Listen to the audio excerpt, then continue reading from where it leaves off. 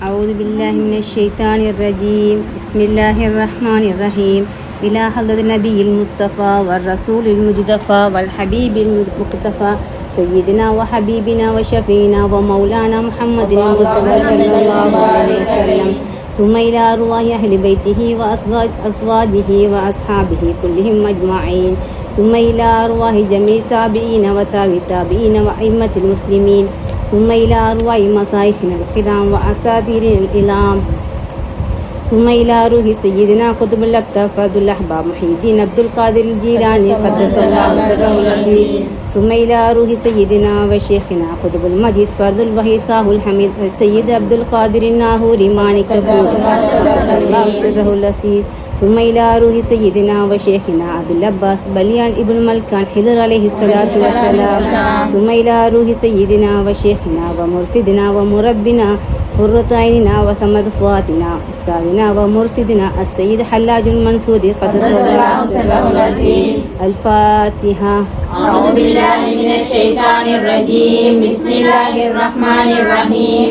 الحمد لله رب العالمين الرحمن الرحيم مالك يوم الدين إياك نعبد وإياك نستعين اهدنا الصراط المستقيم صراط الذين أنعمت عليهم غير المغضوب عليهم ولا الضالين آمين. اللهم صل على نورك سيدنا محمد النبي الأمي وعلى آله وصحبه وسلم.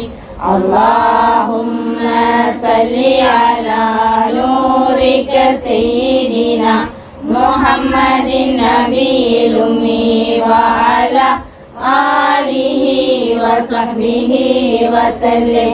اللهم صل على نورك سيدنا محمد النبي الأمي وعلى آله وصحبه وسلم. اللهم صل على نورك سيدنا محمد النبي الأمي وعلى آله وصحبه وسلم. اللهم صل على نورك سيدنا محمد النبي الأمي وعلى آله وصحبه وسلم. اللهم صل على نورك سيدنا محمد النبي الأمي وعلى آله وصحبه وسلم. اللهم صل على نورك سيدنا محمد النبي الأمي وعلى آله وصحبه وسلم. اللهم صل على نورك سيدنا محمد النبي الأمي وعلى آله وصحبه وسلم. اللهم صل على نورك سيدنا محمد النبي الأمي وعلى آله وصحبه وسلم. اللهم صل على نورك سيدنا محمد النبي الأمي وعلى آله وصحبه وسلم. اللهم صل على نورك سيدنا محمد النبي الأمي وعلى آله وصحبه وسلم. اللهم صل على نورك سيدنا محمد النبي الأمي وعلى آله وصحبه وسلم. اللهم صل على نورك سيدنا محمد النبي الأمي وعلى آله وصحبه وسلم. اللهم صل على نورك سيدنا محمد النبي الأمي وعلى آله وصحبه وسلم. اللهم صل على نورك سيدنا محمد النبي الأمي وعلى آله وصحبه وسلم. اللهم صل على نورك سيدنا محمد النبي الأمي وعلى آله وصحبه وسلم. اللهم صل على نورك سيدنا محمد النبي الأمي وعلى آله وصحبه وسلم. اللهم صل على نورك سيدنا محمد النبي الأمي وعلى آله وصحبه وسلم.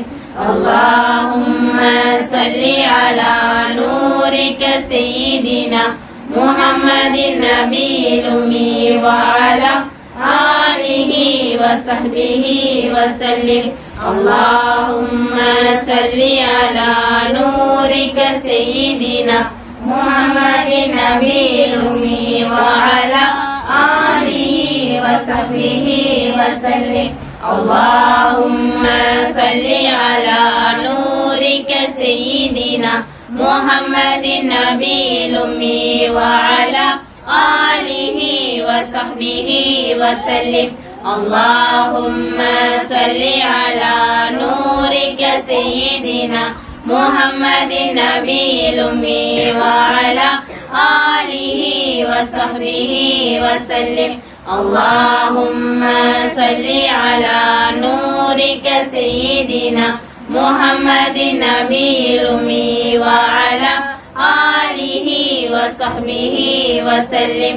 اللهم صل على نورك سيدنا محمد النبي الأمي وعلى آله وصحبه وسلم.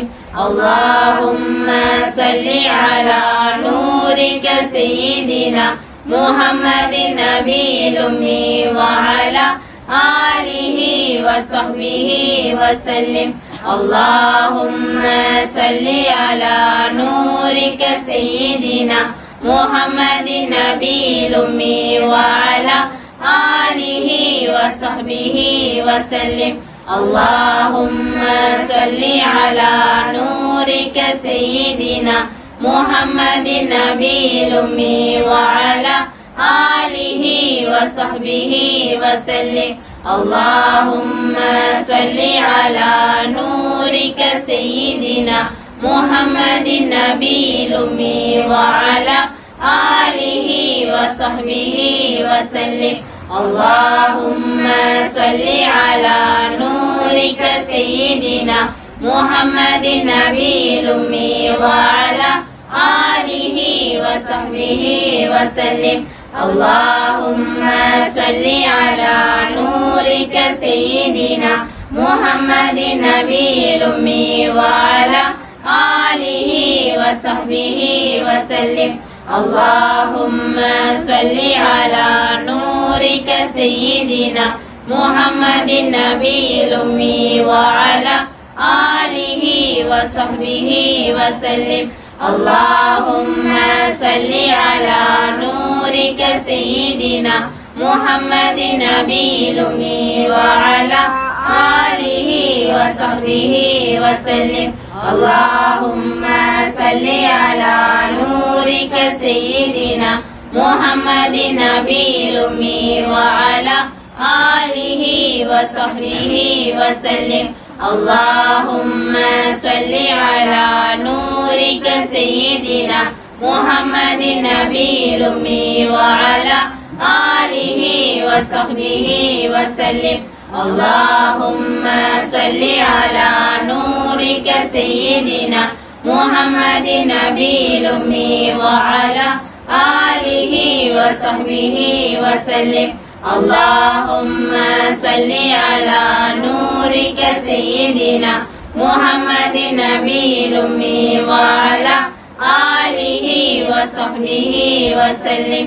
اللهم صل على نورك سيدنا محمد النبي الأمي وعلى آله وصحبه وسلم اللهم صل على نورك سيدنا محمد نبي الأمي وعلى آله وصحبه وسلم اللهم صل على نورك سيدنا محمد نبي الأمي وعلى آله وصحبه وسلم اللهم صل على نورك سيدنا محمد نبي الأمي وعلى آله وصحبه وسلم اللهم صل على نورك سيدنا محمد نبي الأمي وعلى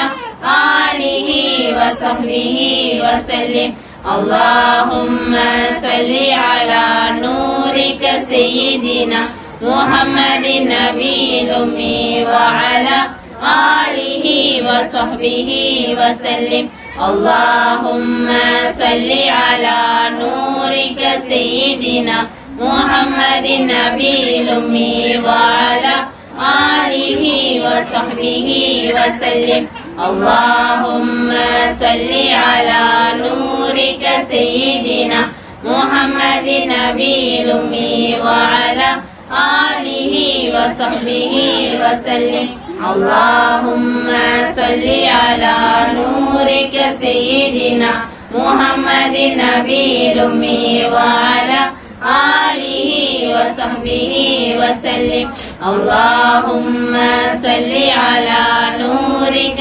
سيدنا محمد نبي الأمي وعلى آله وصحبه وسلم اللهم صل على نورك سيدنا محمد نبي الأمي وعلى آله وصحبه وسلم اللهم صل على نورك سيدنا محمد نبي الأمي وعلى آله وصحبه وسلم اللهم صل على نورك سيدنا محمد نبي الأمي وعلى آله وصحبه وسلم اللهم صل على نورك سيدنا محمد نبي الأمي وعلى آله وصحبه وسلم